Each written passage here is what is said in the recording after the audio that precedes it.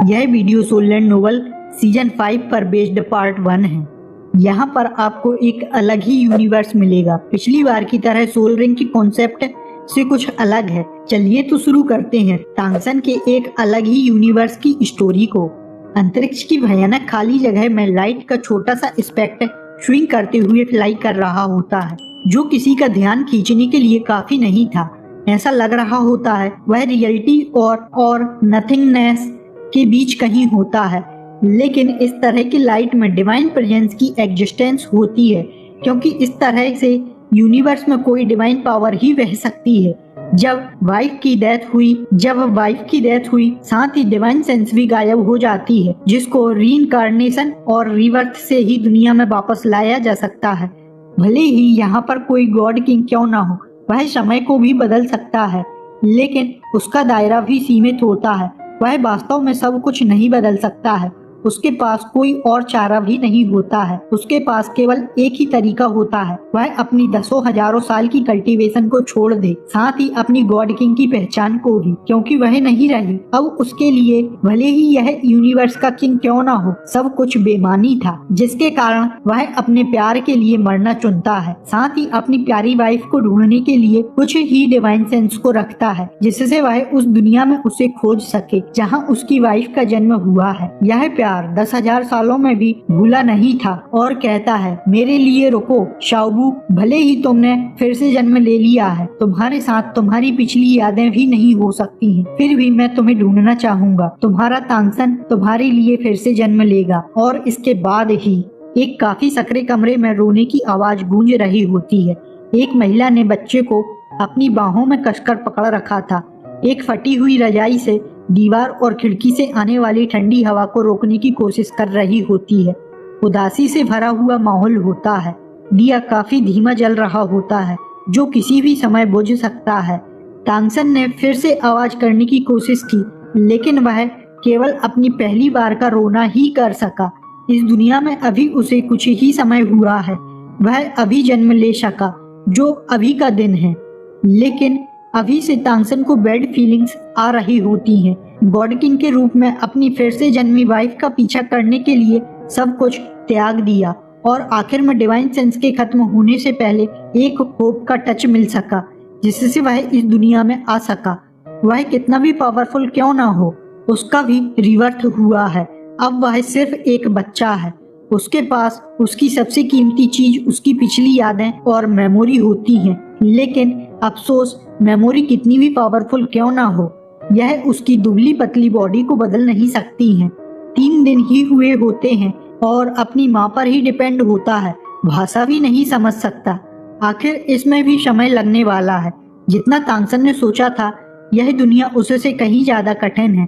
पिछले जन्म में एक ब्लैक स्मिथ के घर जन्म लिया था, जिसके पिता पावरफुल थे, लेकिन उसे उसका पता तुरंत ही नहीं चल सका। लेकिन अभी इस समय तांगसन की सबसे बड़ी समस्या होती है, उसे लगता है वह बच भी पाएगा या नहीं। उसकी छोटी सी बॉडी काफी ज्यादा पावरलेस होती है। माँ होती है, जिसमें भी लंबे समय से न्यूट्रिशन की कमी होती है, जिसके कारण तांगसन की नई बॉडी भी कुपोषित होती है।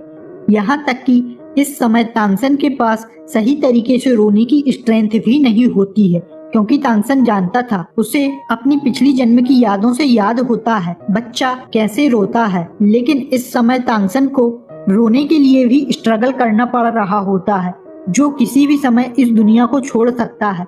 हालांकि तांगसन ने भी कभी गोल्डन स्पून के साथ जन्म लेने की नहीं सोचा था, लेकिन ये तो कुछ ज्यादा ही दर्द भरा होता है। तांगसन का जन्म एक स्लेव परिवार में हुआ होता है। 3 दिनों में अभी तक तांगसन ने अपने पिता को नहीं देखा है। हर दिन कुछ लोगों को उनके फटे पुराने कपड़ों में देखता है। उसकी माँ को जिंदा रहने के लायक बस कुछ खाना मिल जाता है। बस तांगसन के दिमाग में होप होती है, वह शाओबू से फिर से मिल सकता है। पूरा ही महीना इसी तरह से उलझे हुए दिनों के साथ बीत जाता है। तांगसन ने हर दिन दूध खाया, लेकिन फिर भी उसकी भूख खत्म नहीं हुई होती है। तभी जोर से दरवाजा खुलता है। तांगसन ने जन्म के बाद पहली बार इतनी जोरदार आवाज सुनी होती है। जो भी आया होता है, उसे देखकर तांगसन हैरान था। जो इंसान नहीं लग रहा होता है, वह कोई मॉन्स्टर होता है, लेकिन कुछ ऐसा मॉन्स्टर जो तांगसन ने भी अभी तक नहीं देखा होता है। उसकी भारी भरकम बॉडी और भेड़िए के जैसा सिर होता है। यह बेयरवुल्फ है और दहाड़ते हुए कहता है, 1 महीना हो गया है। तांगसन की मां ने तांगसन को कसकर गले से लगाया। उसकी आंखों से तुरंत ही आंसू बहने लगते हैं। तांगसन भी पहली बार कुछ शब्द समझ सका था। बेयरवुल्फ गुस्से में जल्दी करने के लिए दहाड़ता है। तांगसन की मां कांप जाती है। बेयरवुल्फ अपने बड़े बड़े हाथ आगे बढ़ाता है और तांगसन की मां मेरे बच्चे कहते हुए अचानक फूट फूट कर रोने लगती है। लेकिन इस समय अपने बच्चे के लिए लड़ने की कोशिश नहीं की, बल्कि तांगसन को अपने कमरे में एकमात्र फटी हुई रजाई से ढक दिया होता है। तांगसन ने भी अपने दिल में दर्द फील किया होता है। यह इस दुनिया में तांगसन का पहला एहसास और साथ ही अब तक तांगसन को समझ आ जाता है वह तांगसन को खाने के लिए तो बिल्कुल नहीं ले जा रहा है। इस दुनिया को फेरी कॉन्टिनेंट कहा जाता है।